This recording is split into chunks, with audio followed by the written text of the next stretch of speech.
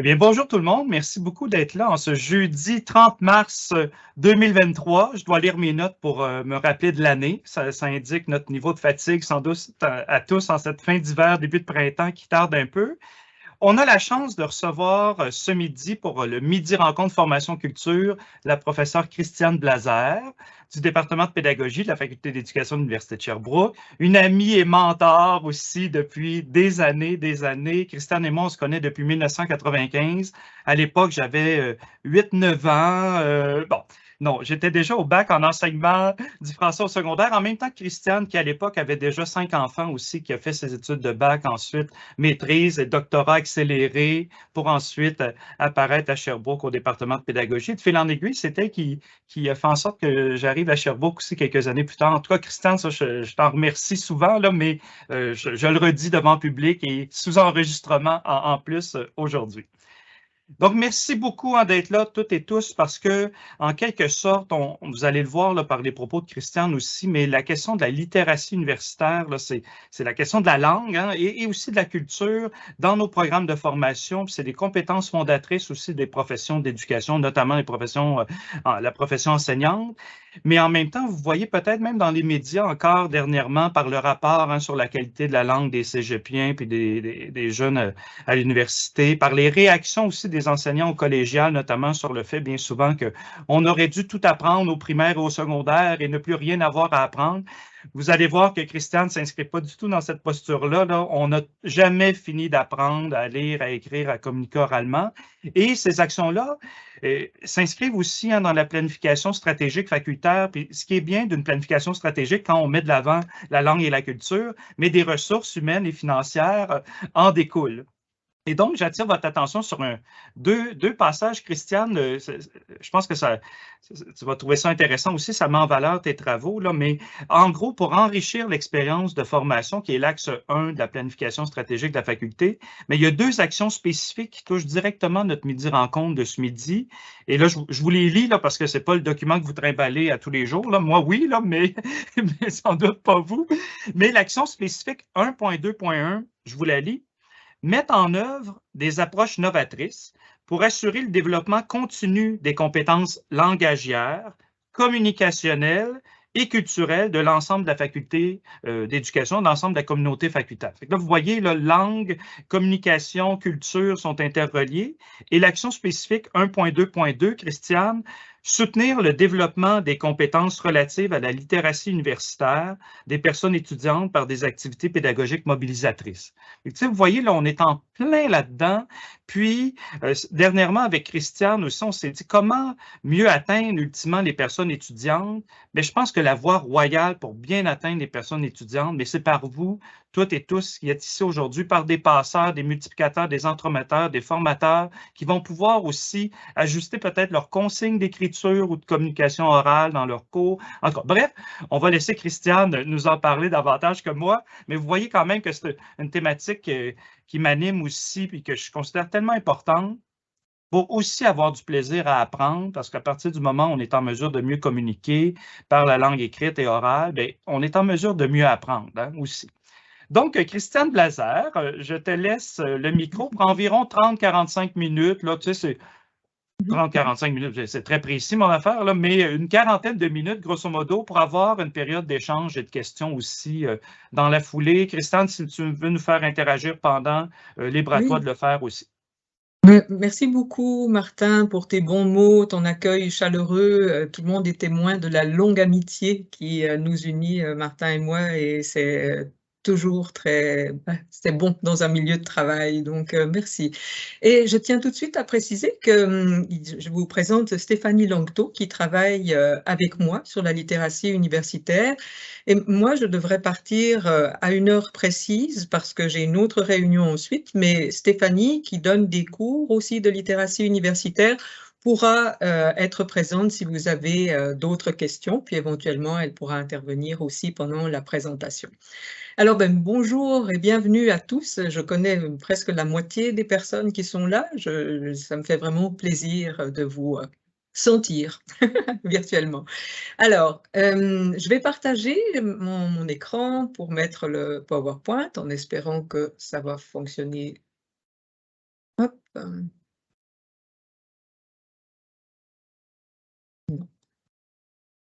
Voilà.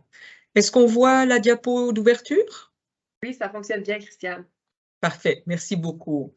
Donc, le déroulement, alors je vous ai déjà présenté Stéphanie, alors voici le déroulement qui est prévu, puis Martin, j'avais bien compté à peu près 40 minutes pour passer au travers pour nous garder une période de questions.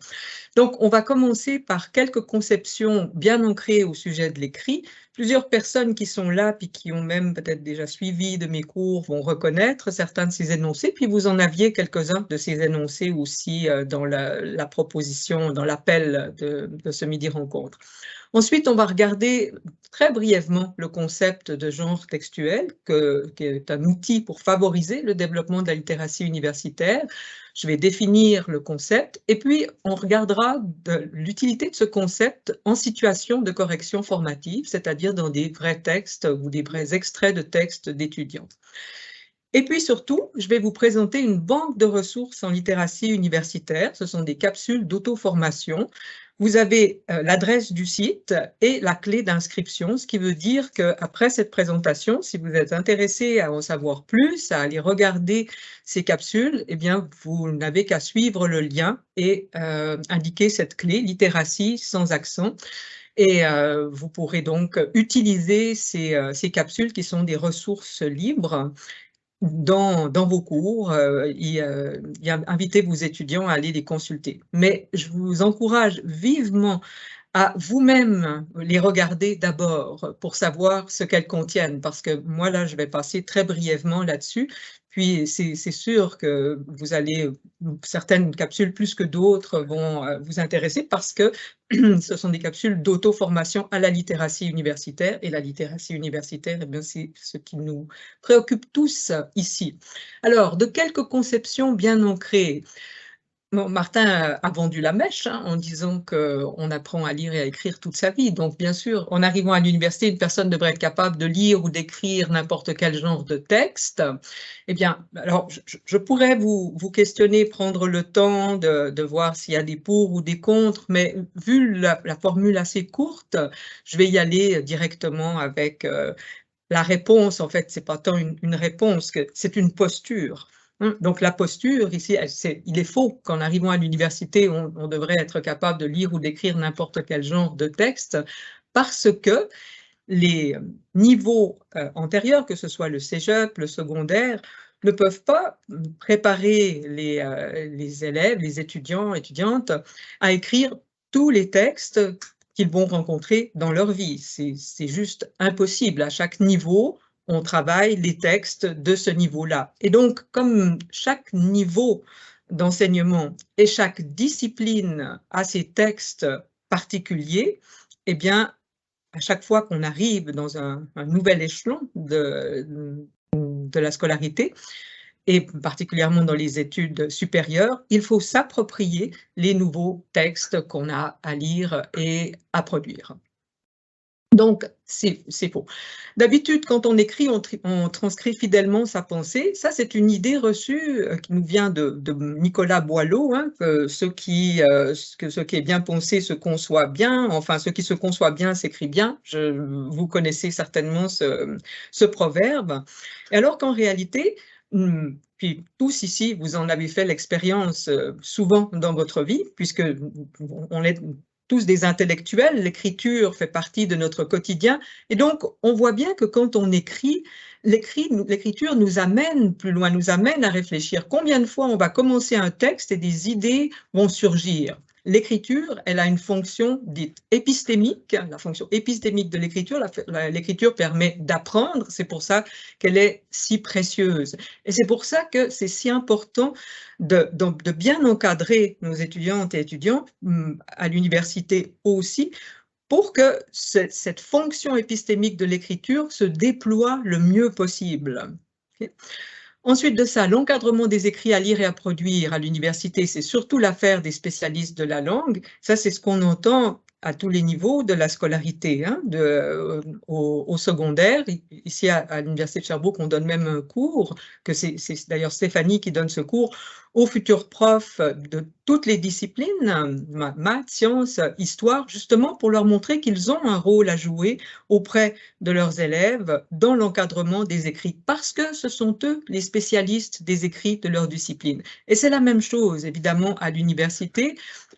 On n'est pas tous des spécialistes de la langue, mais vous qui enseignez, je ne sais pas moi, les mathématiques, l'éducation physique, l'anglais, enfin, toutes les disciplines, la psycho, tout ce qu'on peut enseigner à l'université, toutes ces disciplines-là ont des écrits très spécifiques et nul autre que les personnes qui donnent ces cours sont les mieux placées pour reconnaître les caractéristiques de ces écrits. Le problème, c'est que ces caractéristiques, on les connaît intuitivement. Ce qu'il faut, c'est être capable de les expliciter. Et c'est le rôle du genre textuel, justement, de nous permettre de nous construire une grille qui va nous permettre de savoir qu'est-ce qu'on doit expliciter dans un texte qu'on veut faire écrire. Alors, on est un bon scripteur ou une bonne scriptrice si on est capable d'écrire sans erreur d'orthographe, de grammaire et de syntaxe. J'ai ajouté cet énoncé parce que tellement souvent, quand je dis que je travaille sur la littératie, sur l'enseignement du français, c'est ma formation de base, l'enseignement du français au secondaire, mais aussitôt qu'on parle de la langue, la première chose qui vient à l'esprit des gens, c'est de dire « Ah oui, il y a donc du travail parce que tout le monde fait plein de fautes. Hein? » Puis le TECFE, on voit comment le TECFE occupe une place démesurée à l'université. On dirait qu'il n'y a que ça. Bon, voilà. Mais non, bien sûr, c'est important d'écrire sans erreur d'orthographe, de grammaire et de syntaxe, mais ça n'est pas que ça, bien écrire, et on va le voir avec les caractéristiques du genre. Et enfin, celle-là, je l'aime bien parce que ça aussi, c'est une idée, conception bien ancrée. L'introduction de tout texte devrait idéalement respecter la structure sujet amené, sujet posé et sujet divisé. C'est bien ce qu'on nous apprend à l'école secondaire, probablement même qu'on voit ça encore au cégep, mais dans les faits, ouvrez n'importe quel journal, prenez un article de journal, prenez à peu près n'importe quel texte qui vous tombe sous la main, c'est très très rare qu'on va retrouver cette structure. Et vous allez voir dans les exemples que je vais vous montrer tout à l'heure, comment cette structure, elle empoisonne les étudiants parce qu'on les a tellement dressés à utiliser ça qu'ils ne savent pas faire autrement. Et quand on vient leur dire que non, c'est pas toujours comme ça, c'est pas, eh bien, ils sont un peu déstabilisés. Ce qui montre tout simplement qu'ils ont besoin d'apprendre encore à l'université. Alors voilà pour ces conceptions. J'ai mis la diapo avec les réponses en pensant aux personnes qui regarderaient ensuite le diaporama éventuellement. Alors, le concept de genre textuel, je ne l'ai pas dit, mais n'hésitez pas, si vous avez des questions, à les écrire dans la conversation. Moi, je ne vois qu'un petit médaillon, et donc je n'irai pas dans la conversation, mais Stéphanie pourra prendre vos questions. Donc, n'hésitez pas à m'interrompre. Alors, le concept de genre textuel, c'est un concept qui est déjà assez ancien, qui a été, je pense que ça remonte à Bakhtin et Voloshinov. Voloshinov, on a tout un débat autour de l'origine ou à qui appartient ce concept, mais ce concept a été repris bien souvent. Et là, on s'inspire dans nos travaux, je dis on, en pensant à Stéphanie qui est là aussi, à un document de Suzanne Chartrand, Judith Emery-Bruno et Kathleen Sénéchal, dans lequel on dit que le concept de genre textuel, donc un genre textuel, c'est un ensemble de productions langagières, orales ou écrites, qui, dans une culture donnée, possèdent des caractéristiques communes et qui sont de différents ordres, communicationnels, textuels, sémantiques, grammaticales, graphiques ou visuels, etc. Ces caractéristiques, elles sont souples, mais relativement stables dans le temps. Alors, 2-3 éléments importants. On a tous ici une connaissance intuitive des genres textuels, au sens où, si vous avez entre les mains une recette de cuisine et un roman, vous voyez bien que ce sont d'abord de genre de texte. La recette est bien un genre de texte. Si on pense genre de texte, souvent on va penser littérature. Mais n'importe quel texte qu'on écrit et les textes qu'on produit à l'université s'inscrivent dans une famille qu'on appelle le genre textuel. Et dans cette famille, il y a des caractéristiques. Et alors, encore une fois, ces caractéristiques, elles sont souples mais relativement stables au sens où ça bouge. Hein. Puis on est à une époque où on voit naître de nouveaux genres d'écrits. Ça fait pas si longtemps qu'on a vu naître, je sais pas moi, les tweets de Twitter ou bien les courriels. Bon, ça fait un peu plus longtemps, mais vous voyez qu'il y a de nouveaux genres de textes qui arrivent. Et ces textes aussi sont très touchés par la culture. La culture va teinter les textes. Et pour ceux et celles ici qui ont des étudiants ou étudiantes qui viennent d'ailleurs, on voit bien que la manière d'écrire va être différente selon d'où on vient. Voilà. Alors, donc, quelques éléments sur les caractéristiques du genre textuel, effectivement. Donc, on a des caractéristiques qui sont communicationnelles. Ça renvoie à l'intention de communication. Qu'est-ce que je veux faire dans ce texte? Quelle est la fonction de ce texte, le but de ce texte? Le but du texte peut être de diffuser des connaissances, de faire exécuter quelque chose, de divertir, de faire réfléchir, etc. On a toujours un énonciateur, donc ça c'est la personne qui écrit, mais avec le chapeau qui est le sien au moment où elle écrit. C'est-à-dire que selon qu'on écrit un texte universitaire ou un autre type de texte, ben, si on écrit un texte universitaire à titre d'étudiant, on est l'étudiant, mais la même personne qui écrira une lettre d'amour, par exemple, ben, va l'écrire à titre d'amoureux, d'amoureuse, etc. Et on a toujours un destinataire ou des destinataires. Et avoir à l'esprit à qui on écrit, ça va évidemment teinter notre manière d'écrire. Je ne sais pas si vous avez déjà fait l'expérience d'écrire une lettre collective. Des fois, on est en voyage, on veut envoyer un message pour dire à tous qu'on va bien. Mais avoir plusieurs personnes en tête rend plus difficile d'écrire que quand on pense à une personne en particulier. C'est juste un exemple pour illustrer comment le destinataire va teinter aussi notre posture. Ensuite, on a des caractéristiques textuelles. Alors, la structure du texte. Un texte peut avoir une introduction ou pas, avoir un développement, une conclusion. Mais si on pense à une recette de cuisine, ben, on va avoir une liste d'ingrédients, des indications sur le temps de cuisson et surtout une marche à suivre, etc. On a un système énonciatif, et ça, c'est très important dans les textes universitaires. Le système énonciatif renvoie à comment on se manifeste dans son texte en tant qu'énonciateur et comment on convoque d'autres voix, hein, comment on rapporte le discours d'autrui, et on va y revenir parce que c'est un problème qu'on observe très souvent dans les travaux de nos étudiants. On a des caractéristiques sémantiques qui ont surtout, on pense là au vocabulaire. Selon la nature, selon le genre de texte, le vocabulaire peut varier. On va dans un texte courant, un courriel, on va utiliser par exemple un vocabulaire courant, mais dans un texte universitaire, on va utiliser un vocabulaire spécialisé, propre au domaine. Ensuite, on a des caractéristiques grammaticales qui ont rapport avec la structure des phrases, la ponctuation. Dans un texte universitaire, en général, la ponctuation ne sera pas expressive, on n'aura pas beaucoup de points d'exclamation. Et puis la structure des phrases va être généralement de l'ordre canonique, sujet, prédicat, complément, bon, sujet, verbe, complément pour ceux qui sont moins familiers. Et voilà, on va aussi avoir des phrases passives, mais on n'aura pas dans un texte beaucoup de phrases interrogatives. Tout dépend bien sûr du genre de texte, mais si je pense à un essai typique ou à une thèse, on a peu ce genre de phrases. Je passe sur les caractéristiques graphiques et visuelles et sur les caractéristiques d'oralité pour en arriver justement aux maladresses et erreurs dans des extraits de textes d'étudiants. Mais avant quand même, je prends une petite pause. Y a-t-il des questions ou des observations là-dessus?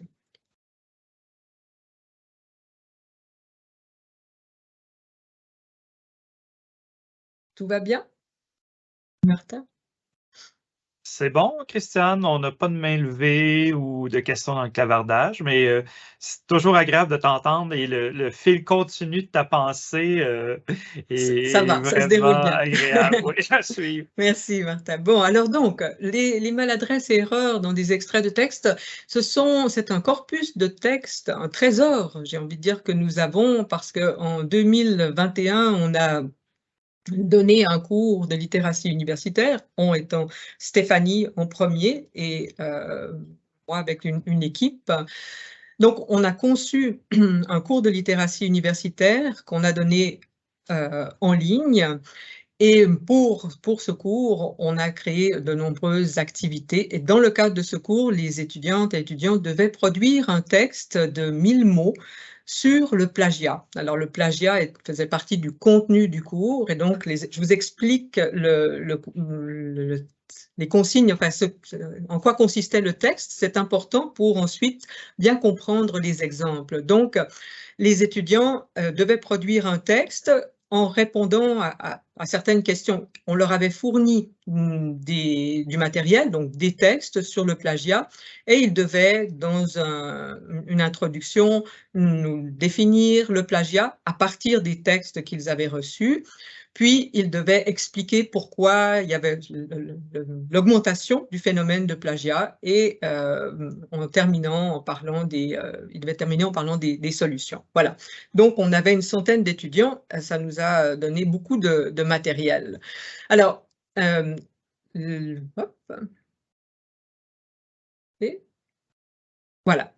Donc, dans ce premier extrait, bon, tout au long de ce texte, vous en apprendrez sur l'augmentation du plagiat, sur la littératie numérique et sur les possibles stratégies pour remédier au problème.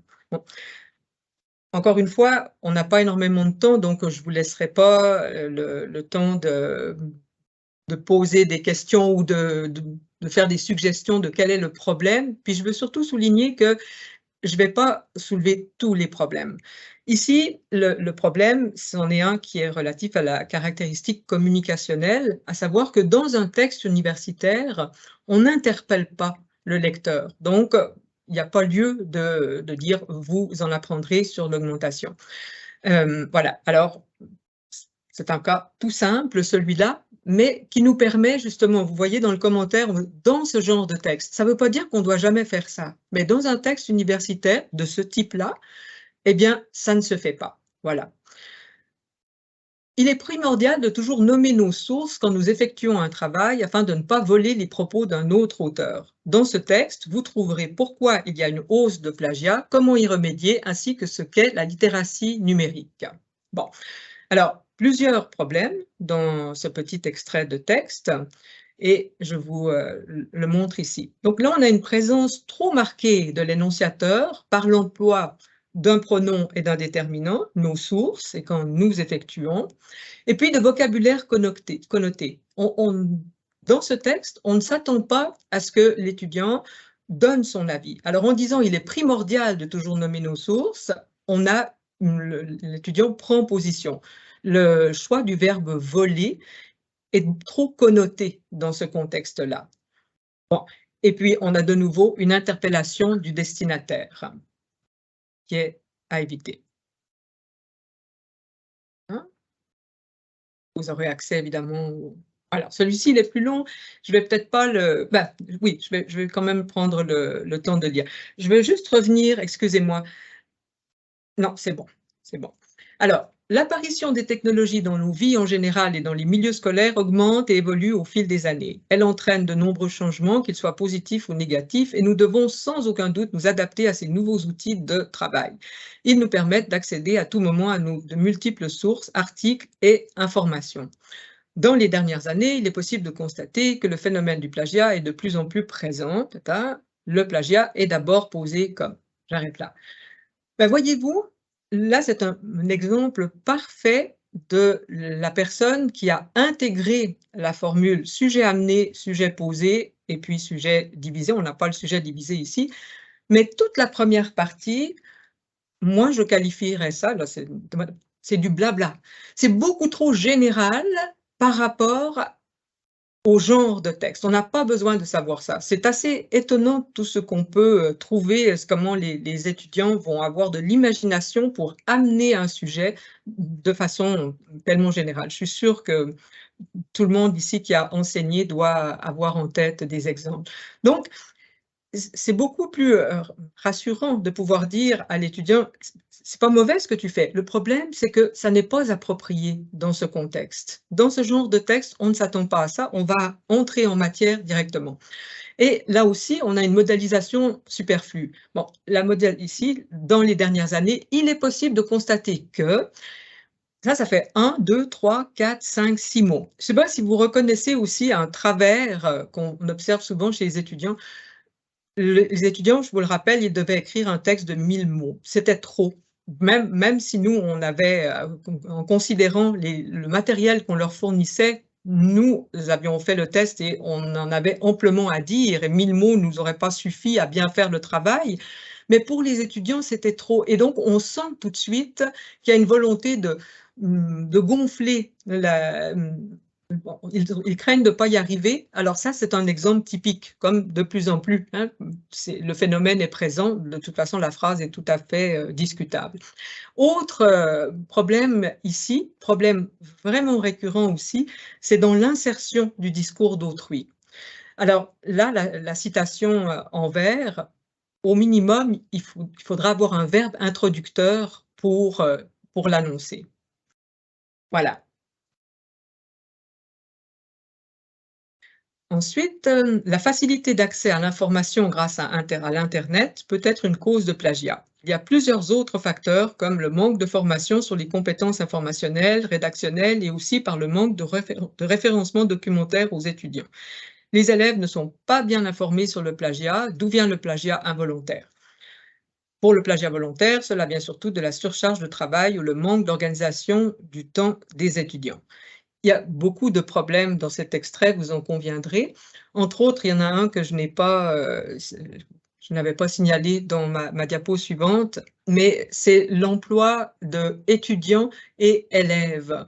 Élèves et étudiants ne sont pas des synonymes, comme vous le savez, donc dans un texte, il faut éviter d'utiliser les deux, à moins qu'on parle de réalités différentes. Et ça aussi, c'est une maladresse qu'on observe souvent dans les textes des étudiants et qui vient également de ce qu'on leur a appris que dans un texte, il faut éviter d'utiliser trop souvent le même mot. Et donc, ils vont utiliser des synonymes pour parler des élèves, les étudiants, les jeunes qui vont à l'école, etc. Et on va avoir toute une déclinaison comme ça de termes.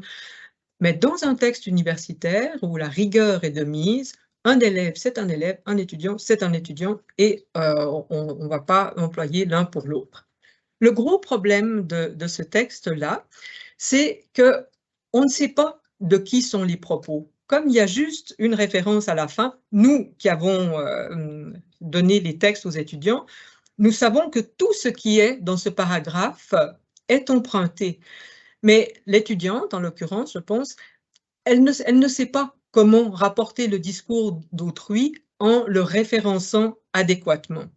Et ça, c'est une observation qu'on a faite dans de nombreux textes et qui nous a amené à créer une capsule pour expliquer aux étudiants comment référencer un texte, comment faire de bonnes citations. Voilà pour les extraits. Et donc, j'en arrive à vous présenter la banque de ressources en littératie universitaire.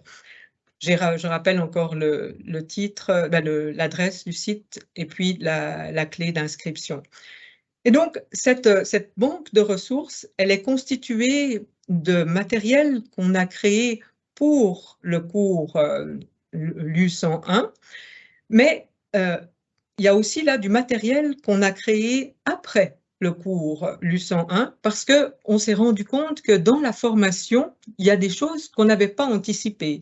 Par exemple, ce que je viens de vous montrer, comment référencer adéquatement, comment paraphraser. On a pris la mesure de la difficulté des étudiants à faire de bonnes paraphrases et donc on a créé du matériel pour mieux préparer les étudiants. Et puis, comme ce cours ne s'est pas redonné pour toutes sortes de raisons. Il se redonnera peut-être dans la forme qui avait été la sienne en 2021. Mais là, actuellement, il n'est pas programmé. Donc, on a choisi plutôt d'offrir des formations à la pièce et puis de créer cette banque de ressources qui nous permet à nous qui donnons des cours en littératie universitaire et à toute personne d'aller puiser dans cette banque. Voilà. Alors, je vais sortir du mode partage et aller chercher la...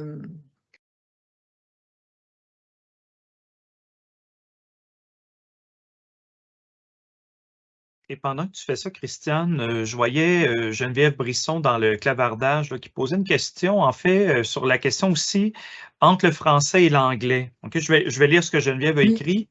Je me questionne souvent sur les différences entre les écrits scientifiques en français par rapport à ceux qui sont en anglais. C'est le même genre textuel, mais certaines caractéristiques sont différentes à cause du contexte langagier et social.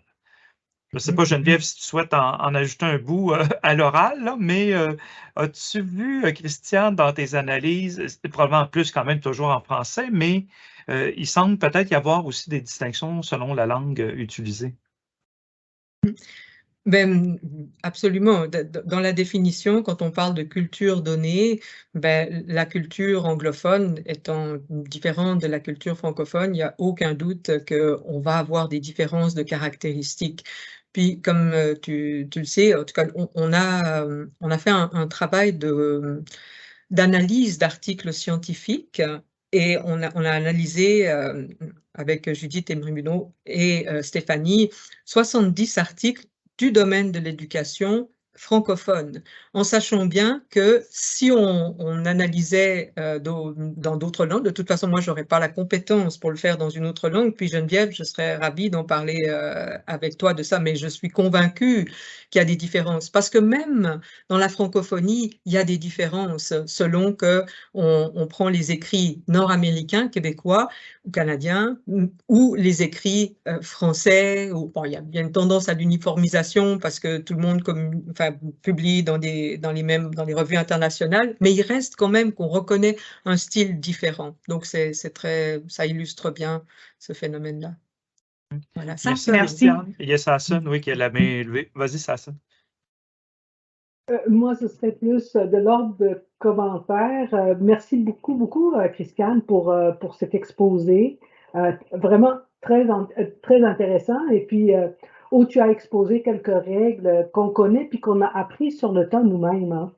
On n'a pas eu de cours sur la littératie universitaire, pas du tout, mais ça, on l'a appris au fur et à mesure. Personnellement, quand j'ai été encadrée dans mes études supérieures.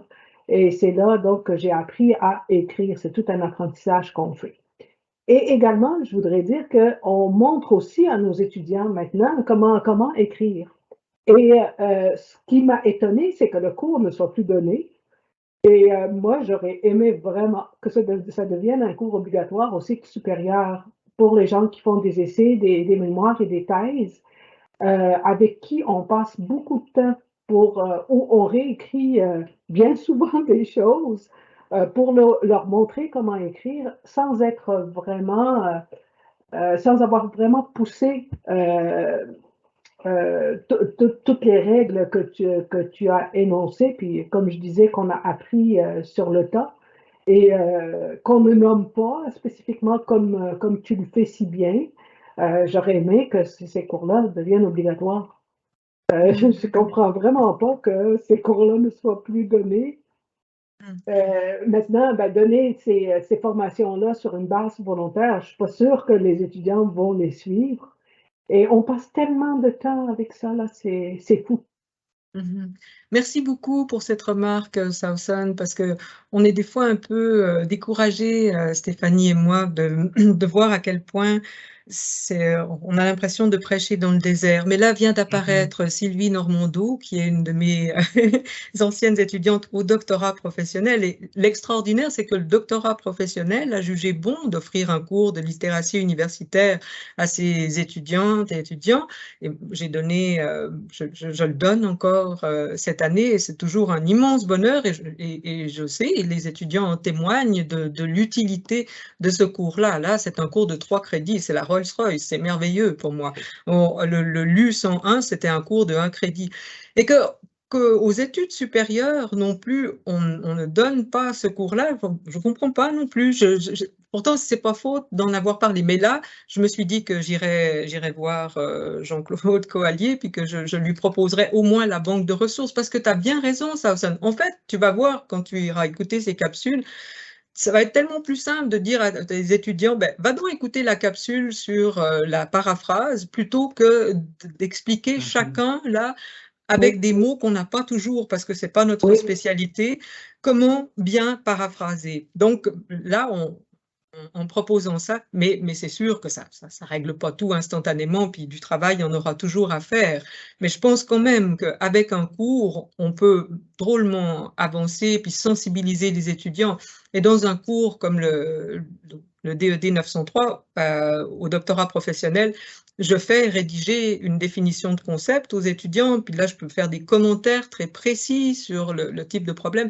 Et c'est aidant pour les étudiants, même si, ben voilà, ils cheminent, ils avancent un peu, mais c'est vraiment aidant. Voilà. Mais je vous présente rapidement la banque, là, comme ça vous en avez juste un aperçu, puis après on peut continuer à parler. Ça va, Martin? Tu allais dire quelque chose, Martin? Ben, ce que j'allais dire, c'est un très bon moment pour en parler à Jean-Claude, hein, parce que la maîtrise recherche arrive à son évaluation périodique, et donc révision de programme et tout. Puis, en particulier au début de la maîtrise recherche, avoir ce type d'accompagnement-là, ça serait génial, parce que je voyais tes extraits avec les erreurs que tu pointais ou les maladresses, puis bien sincèrement, là, puis je suis quand même enseignant de français, là, puis je me demandais bien des fois, qu'est-ce que tu allais relever là-dedans? Parce que, on n'est pas de l'ordre de chercher un S qui manque ou non, là. On était dans d'autres types de maladresses. Et donc, c'est de former les étudiants et aussi nous, là, comme formateurs, pour être plus alertes ou plus à l'affût de ce type de...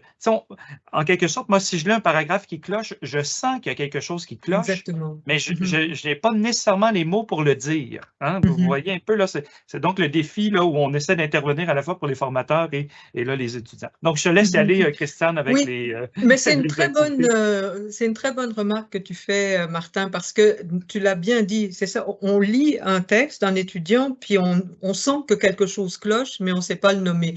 L'exemple du sujet amené qui n'a pas rapport là, bon, on va passer par-dessus parce qu'on a tellement à voir dans un texte qu'on ne va pas en plus faire ce genre de remarques. Mais si l'étudiant le sait, si on peut le référer à un genre de texte, ça va faciliter. Puis encore une fois, hein, on n'est pas dans l'approche de déplorer, de condamner. On est plutôt dans l'approche, ben, c'est normal d'avoir besoin de s'approprier ses écrits et on va vous encadrer pour le faire. Voilà. Alors, notre banque de ressources, je partage. Voilà.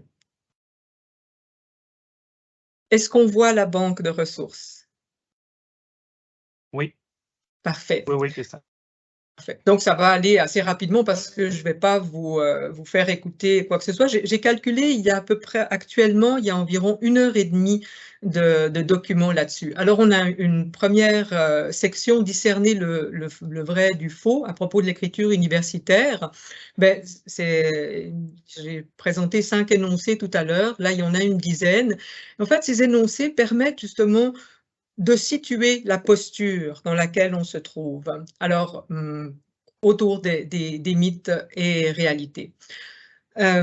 Ensuite de ça, on a une section sur les stratégies de lecture, parce que lire à l'université, c'est pas comme lire dans d'autres ordres, en tout cas peut-être que lire au cégep, c'est un peu comme ça aussi, mais enfin lire pour apprendre implique d'utiliser des stratégies particulières. On ne va pas lire un texte de A à Z.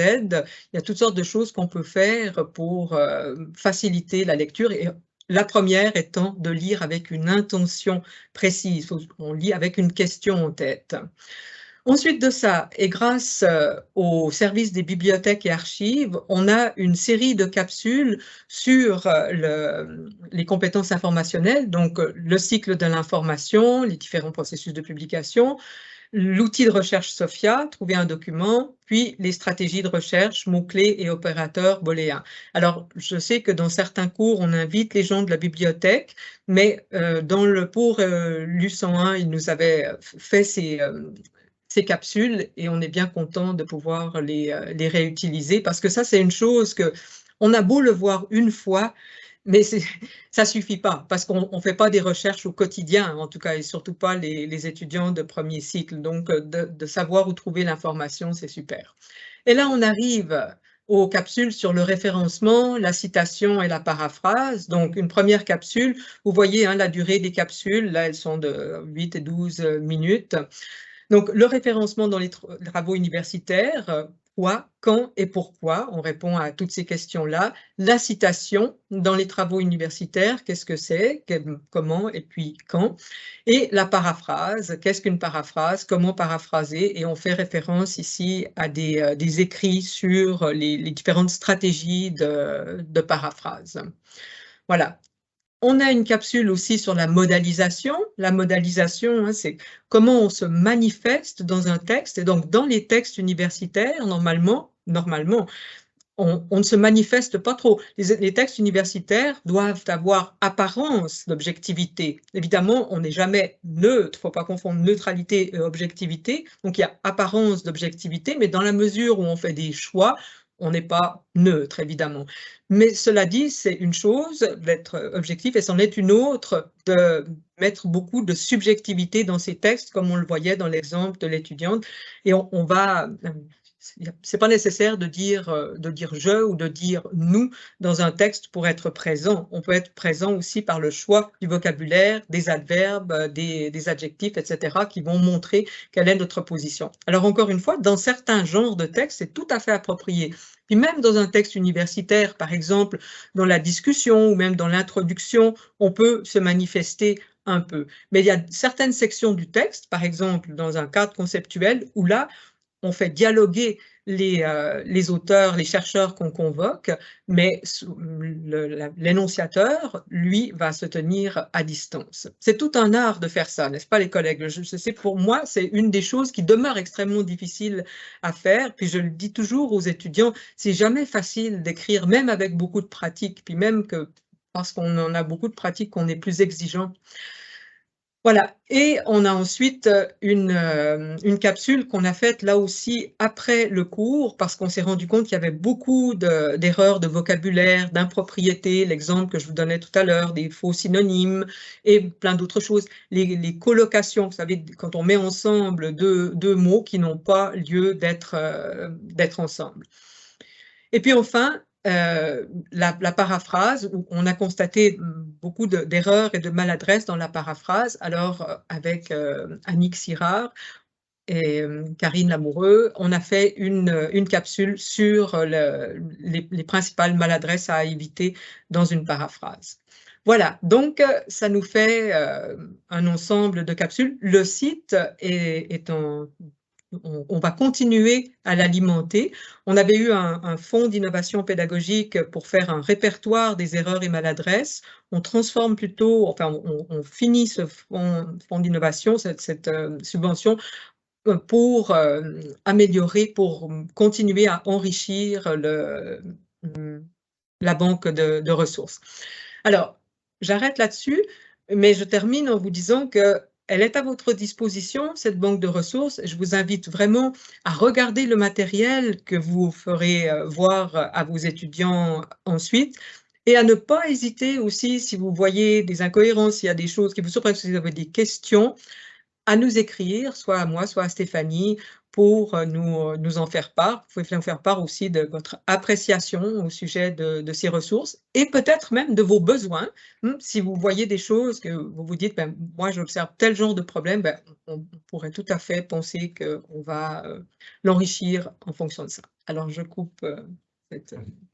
Merci beaucoup, Voilà. Christiane. Hein. Bravo pour tout ce travail-là. Bravo aussi à Stéphanie là, qui a donné des heures et des heures, des heures à ce projet. Puis, je me doutais bien hein, qu'il y avait une mine d'or de cachée quelque part. Là, et il faut, en un sens, se l'approprier aussi, nous, aller voir les vidéos. Il va en avoir aussi de nouvelles. Je sais aussi, Christiane, avec Marie-Ève Desrochers, que tu continues aussi d'avancer. Oui, pour le guide des maladresses, mais peut-être aussi pour des vidéos destinées vraiment aussi aux équipes formatrices, parce que pour le moment, c'était pensé beaucoup pour les personnes étudiantes, mais on se dit aussi que les multiplicateurs clés là, sont les formateurs, formatrices, donc il y a ça en développement. Et donc, abusons de Christiane avant sa retraite là, pour faire vivre ces outils-là. Là. Il y a vraiment une mine d'or de cachée. Luc le mentionnait dans le clavardage aussi. Si vous savez qu'il y a une semaine de concertation du personnel puis d'intégration des personnes étudiantes, en particulier pour le premier cycle, qui va être mise de l'avant dès l'automne prochain.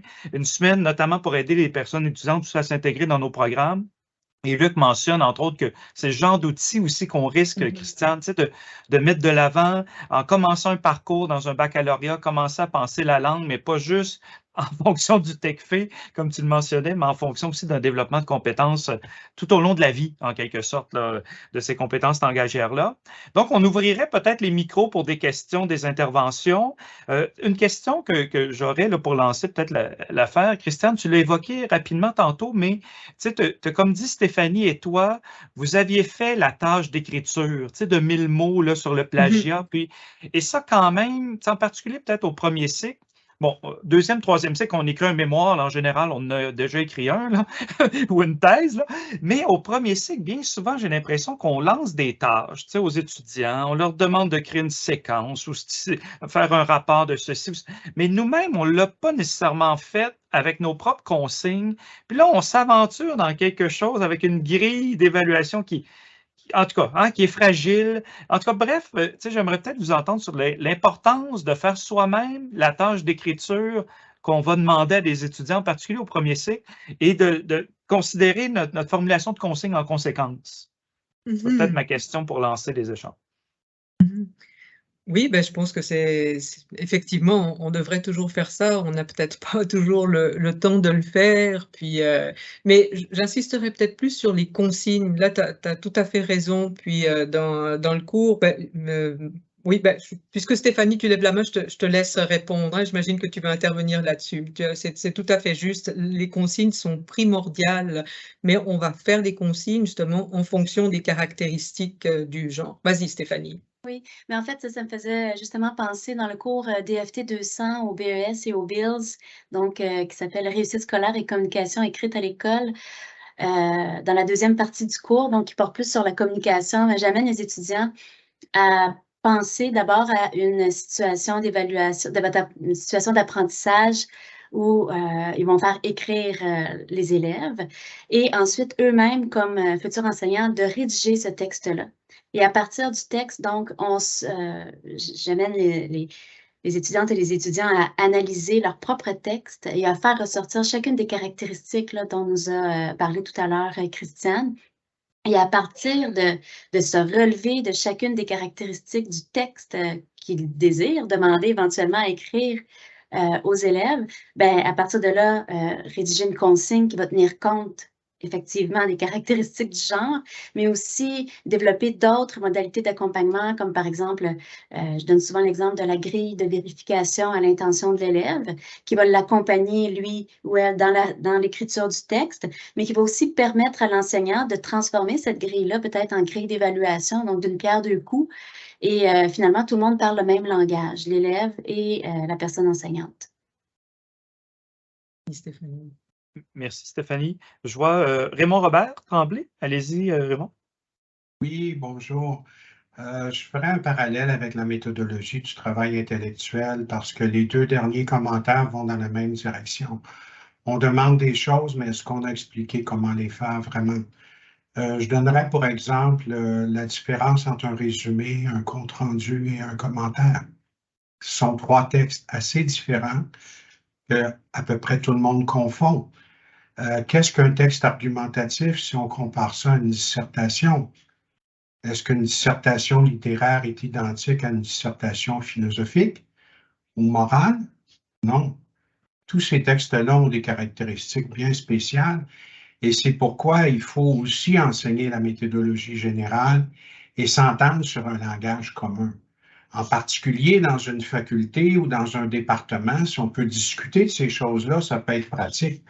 On avait fait un exercice, je terminerai avec ça, dans un département où j'enseignais au collège et on avait demandé aux professeurs qui s'étaient prêtés au jeu d'écrire un résumé critique d'un certain texte et on s'était aperçu qu'il y avait 20 professeurs qui avaient 20 définitions différentes.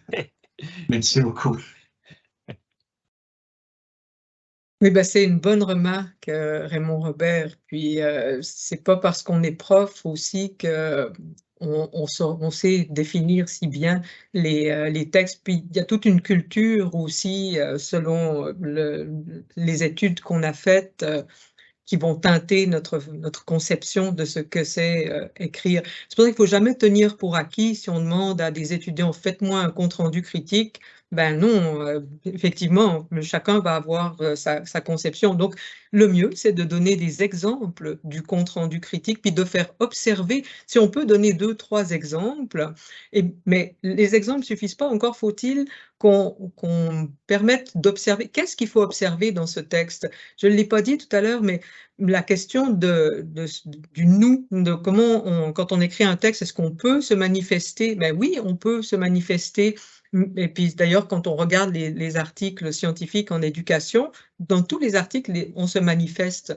Mais voilà, il s'agit de pouvoir observer comment on le fait dans les textes. Mm-hmm.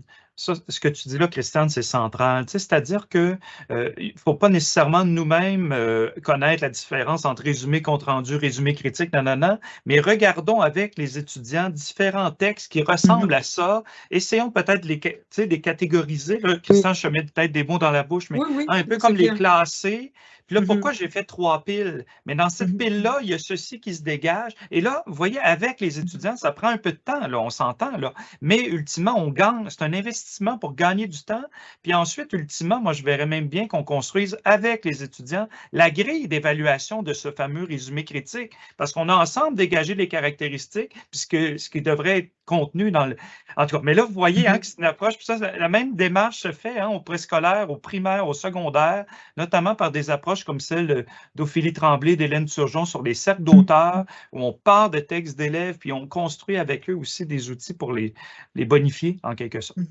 Mais tu vois, Martin, oui, dans un monde idéal, justement, on donnerait un cours de littératie universitaire où on outille les étudiants pour reconnaître les caractéristiques. Parce qu'on ne peut pas s'attendre à ce que tous les profs dans leur cours prennent quelques heures pour observer les textes. Personne ne va faire ça. Mais si les étudiants, eux, ils ont en tête la grille, puis qu'ils savent poser les bonnes questions, puis qu'ils savent quoi observer dans les exemples que le prof va leur donner, eh bien là, on vient de gagner du temps et de faire progresser les élèves, les étudiants. Puis, c'est ça aussi, en tout cas, juste un mot au sujet du fait qu'on a beaucoup d'étudiants à l'université de nos jours, on en avait beaucoup moins autrefois, et donc, on n'a pas que d'excellents étudiants, et ils ont besoin d'être accompagnés. Je vois Louis qui lève la main. Vas-y, Louis. Bonjour Louis. Merci, bonjour Christiane, ça me fait plaisir de te voir. Merci beaucoup de ta présentation. J'ai comme réalisé que je priorisais de manière intuitive ou involontaire ou certaines dimensions dont tu parles avec mes étudiants de première année. Puis j'ai comme envie de t'entendre un peu sur qu'est-ce qui serait prioritaire selon... Parce que là, moi, j'ai fait des choix. Mais je serais curieux, compte tenu que j'enseigne un cours de didactique des mathématiques, qu'est-ce qui serait prioritaire à travailler avec mes étudiants dans les différentes dimensions que tu as soulevées? Ben là, j'ai envie de donner la parole à Stéphanie parce que vu que Stéphanie, elle donne le cours DFT 200 dans lequel elle forme les futurs profs de maths, entre autres, elle saura aussi bien répondre que moi. Et moi, je vais être obligée de vous quitter pour aller à mon autre réunion parce que j'en anime une partie aussi. Donc, je terminerai en vous remerciant vivement de votre présence et en vous rappelant que vous avez accès à tous ces documents et au plaisir de vous revoir. Merci beaucoup, Christiane. Hein, ce n'est qu'un début. Bien qu'il y ait beaucoup de choses qui ont été faites, ce n'est qu'un début aussi. Stéphanie, je vais te laisser répondre à la question de Louis, puis il nous reste ensuite 4-5 minutes. Parfait. Mais en fait, d'emblée, j'aurais envie de vous demander quel est le genre que vous faites écrire aux élèves. Je pense que de déterminer quelles seraient les caractéristiques à cibler en particulier dépend vraiment du genre textuel qu'on fait écrire. Et par curiosité, ça ressemble un peu à quoi le texte que vous faites écrire? Ben là, moi, je vais appeler ça dans mon langage à moi, qui est probablement pas le même, mais je vais appeler ça des rapports d'analyse, parce qu'on est beaucoup dans des réflexions en lien avec l'analyse de matériel de didactique, réflexion sur les difficultés des élèves, sur des approches qu'on peut avoir. Donc, j'ai enlevé tout ce qui était introduction et conclusion, par exemple, de mes demandes de travaux, parce que je me suis dit, c'est pas ça le but qui est visé. J'essaie de les inviter à la nuance parce que tu peux proposer des choses, mais tu n'es pas certain qu'elle va fonctionner, la proposition que tu vas faire, par exemple, pour soutenir. Donc, je t'invite à être nuancé dans tes propos plutôt qu'à être très intransigeant. Par exemple, je vais obliger un nombre de lignes là, qui respectent selon les normes. Puis là, mon objectif, c'est vraiment que tu analyses, par exemple, une activité d'élève et que tu me parles de caractéristiques de ces activités-là.